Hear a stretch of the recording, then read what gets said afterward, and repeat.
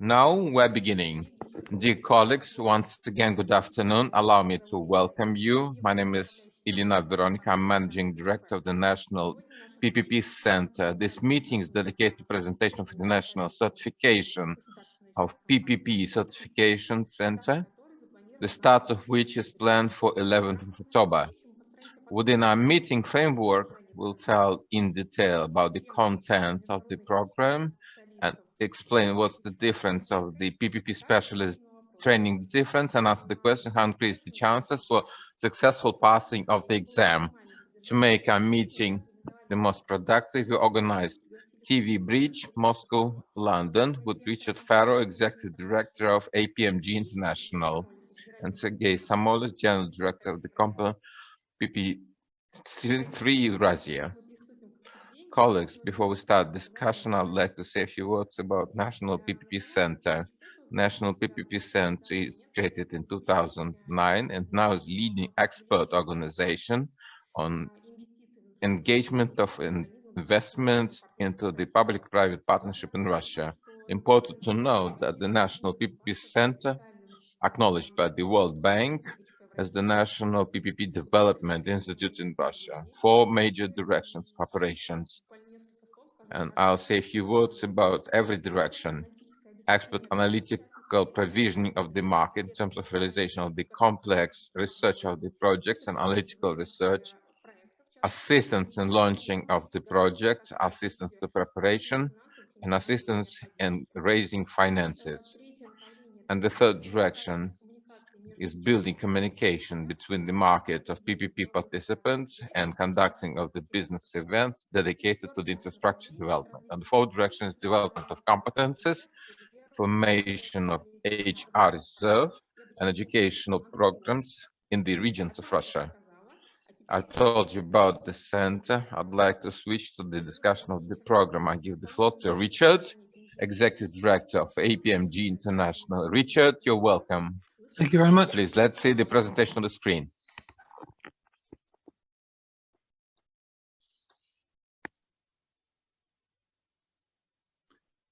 Thank you very much, Veronica, and very many thanks for inviting me to join the conference today.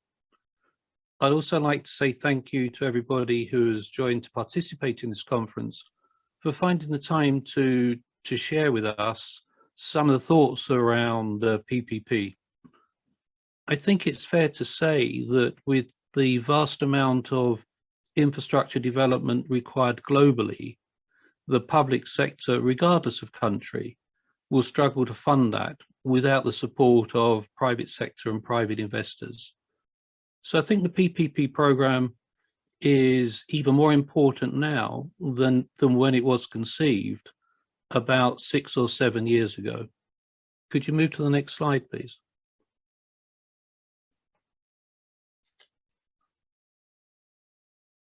So the CCP program, we got involved in this in about 2015. And interesting to hear that Veronica has been running PPP programs in Russia since 2009.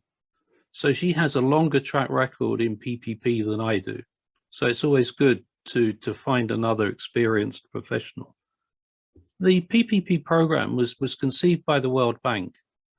And interestingly, at the time when we were invited to develop this program through a competitive tender, there was a lot of guidance around. So people knew about PPPs, but the thing that seemed to be the problem was the lack of a common approach or the lack of a common language, that people would talk about them, but did they really understand each other? And could they share their same thoughts? So the concept of it was to improve the performance of professionals, to make sure the people who were running the program could run them more effectively and clearly could deliver more successful projects.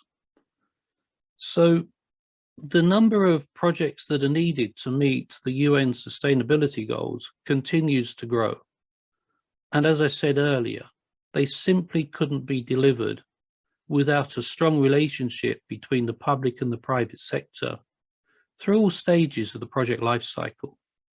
So it's very critical, I think, that the world becomes much better at and more used to that public-private relationship to deliver these very, very important and large undertakings. Could we move to the next slide?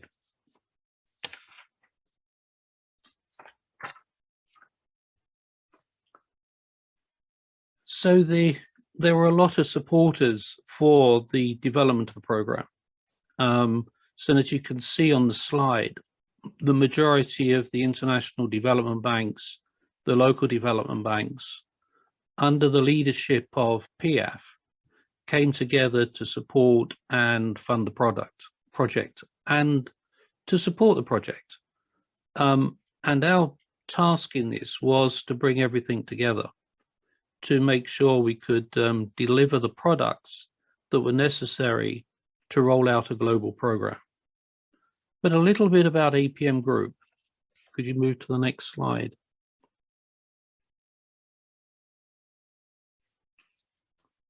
APM Group was established in 1993, and the business has grown, so we have representation around the world in 12 countries.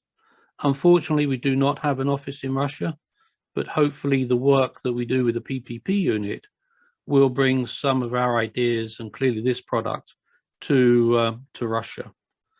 We're trying to move into a more digital world. We were doing this before COVID hit us. So we are working as far as we can online. We are accredited by our National Accreditation Service, UCAS, in accordance with 2 ISO standards, which are set to ensure that the quality of what we do and the quality of the people we work with is as high as it possibly can be. We work in a range of products and we offer a range of qualifications. The information is available on our website, and I don't think I need to go through every item that I have on my slide, but to say that our main focus in life is around the development of best practice in a way that organizations and individuals can benefit from it. And included in that would be qualifications to enable people not only to learn about a best practice, but also to demonstrate to their colleagues, to their peers, that they are knowledgeable and therefore should be more confident and indeed more competent in applying it. And clearly what we try to do as we are in a governance role is to be very open, to be very transparent, to be very clear about what those standards are and how they should be applied. Could you move to the next slide? This is just an example of the organizations that we work with. So within APMG, we do not develop best practice for APMG. We develop best practice on behalf of other organizations where we work with them to take their ideas and, I suppose, distill them down into some good advice on training, and then from that training, some qualifications. Along with the World Bank that is mentioned, probably the other important project that we have released recently is with the Global Center of Adaptation, which is based in the Netherlands, but is also funded by international organizations.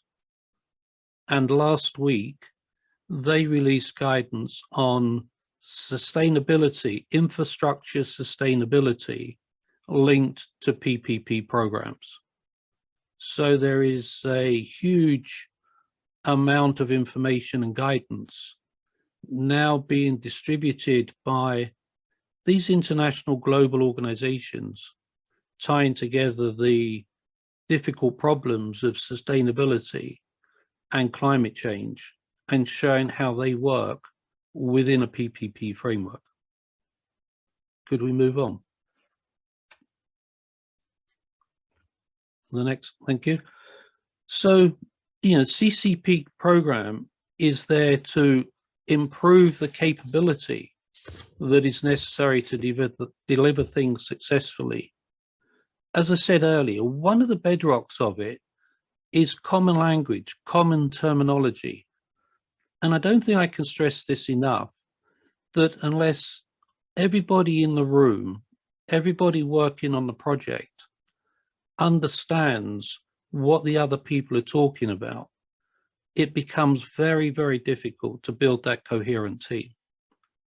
So at the at the base of what the program is about is this common terms, common understanding for everybody who's working in the project.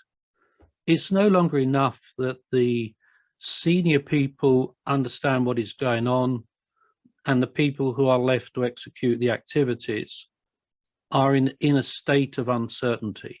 And this is the same for all best practice. It's not just PPP, but it's that deep understanding of what the project is about and the way we're going to execute it that becomes so important.